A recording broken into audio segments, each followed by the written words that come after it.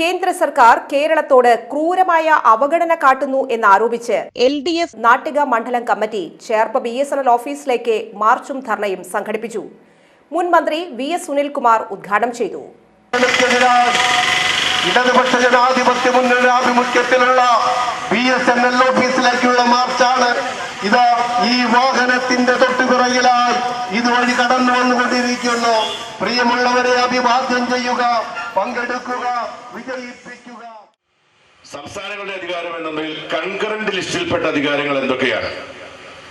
ഇതെല്ലാം ഭരണഘടന വ്യക്തമായി വിഭാവനം ചെയ്തിട്ടുള്ള കാര്യങ്ങളാണ്. നമ്മുടെ രാജ്യത്തിന്റെ ഫെഡറൽ സംവിധാനത്തിന്റെ അടിസ്ഥാന സ്വഭാവം വിവിധ സ്റ്റേറ്റുകൾ ഒരുമിച്ച് ചേരുന്ന യൂണിയൻ ഗവൺമെന്റാണ് കേന്ദ്ര ഗവൺമെന്റ്. കേന്ദ്ര ഗവൺമെന്റ് സവിശേഷമായ അധികാരങ്ങൾ ഭരണഘടന നൽകിയിട്ടുണ്ടെന്ന് അറിയാം.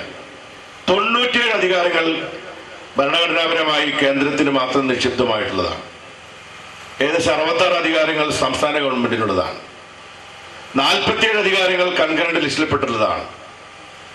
അതിന് വിശദാംശങ്ങളിലേക്ക് പോകേണ്ട കാര്യമില്ല. ഞാനത് പറയാൻ കാരണം അധികാര വിഭജനം ഭരണഘടനാപരമായി തന്നെ നൽകിയിരിക്കുന്നത് നമ്മുടെ രാജ്യത്തിന്റെ എല്ലാ സ്റ്റേറ്റുകൾക്കും സ്വതന്ത്രമായ രീതിയിൽ സ്റ്റേറ്റ് കേന്ദ്ര ഗവൺമെന്റുകളുടെ പരസ്പര ബന്ധത്തിന്റെ അടിസ്ഥാനത്തിൽ തന്നെ ഓരോ സ്റ്റേറ്റുകൾക്കും സ്വതന്ത്രമായിട്ടുള്ള സാമ്പത്തിക അധികാരങ്ങൾ കേന്ദ്ര ഗവൺമെന്റ് ഭരണഘടനാപരമായി തന്നെ നൽകാൻ ബാധ്യസ്ഥരാണ്. CPIM area secretary AS Dinakaran അധ്യക്ഷത വഹിച്ചു.